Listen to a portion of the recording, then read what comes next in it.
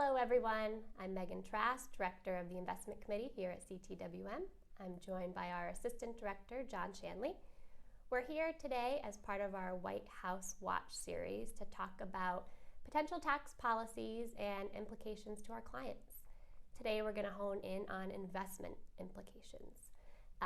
Before we get into the heart of that discussion though, we thought since we're joining you, about halfway through the year that we'd take just a minute to update you on the state of the market and state of client portfolios. So I hope everybody at home is feeling this as well, but it feels like everywhere we go, there's just this positive energy. I know since we opened our office a couple of weeks ago, the energy is just palpable. Absolutely. And that energy and good vibes, we're feeling it in the economy and the market too. Whether we look at retail numbers, servicing indexes, housing market, a lot of good data there. Stocks are off to a really strong start. Some of the areas that we thought would do well in recovery, like small cap stocks, value stocks, have proven to do so. You might recall we added a position in publicly traded real estate last December. It's turned out to be the best performing asset class in 2021. So clients' portfolios have been positioned really well to benefit from the recovery so far in stocks. I got to talk about the fun stuff. I'm going to let John comment on the bond market for a moment. So kind of you, Megan. Different year for the bond market, or a different start to the year for the bond market.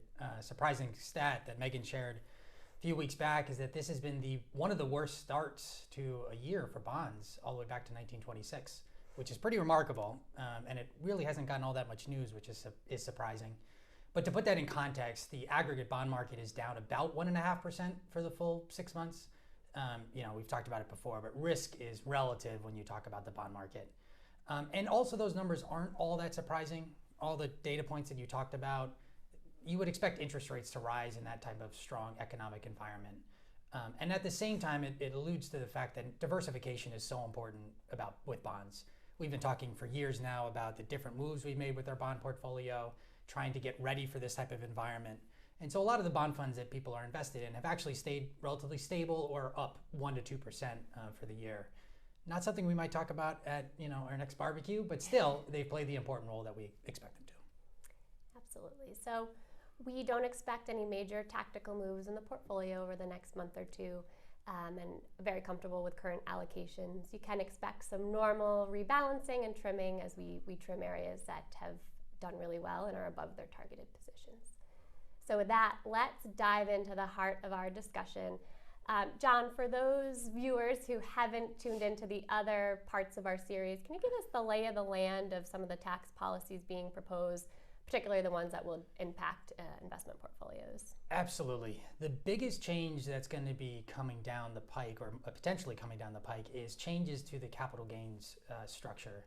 So under current environment, there are really two capital gains rates, 15%, and then the highest rate currently is about 23.8%. The proposals from Biden and his camp, President Biden and his camp, are putting forward a tax rate of 43.8% as the highest amount. And that would be applicable to anybody with income over $1 million.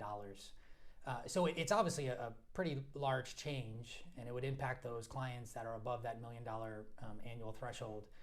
It really comes back to this idea of why investment planning and financial planning go hand in hand, right? Because these are the types of things that you want to have a game plan for much further in advance. Some of it might be trying to smooth out your income and your investment income over years.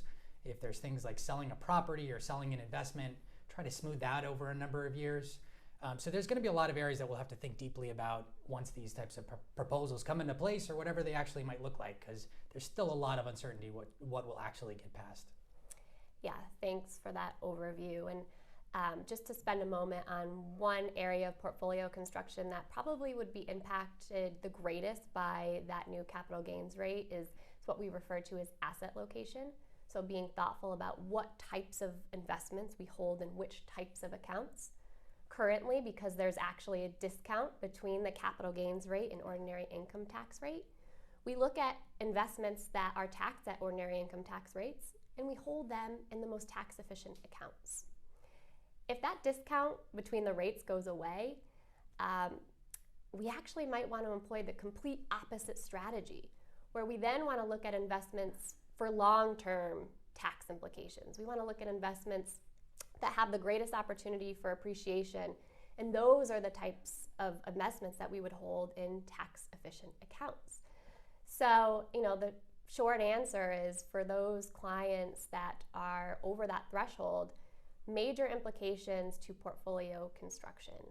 I think the other two key takeaways, John hit on the second one, more important than ever to work with an advisory team that understands your individual tax situation and really has the capacity to implement an individualized strategy that, again, is dependent on your income tax situation, also going to be dependent on your estate plans and any estate tax policy changes that come down the pipeline.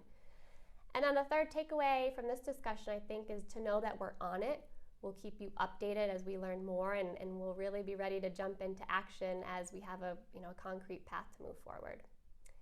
So with that, as always, please feel free to reach out if you have questions on the potential tax proposals and anything related to your investment portfolio.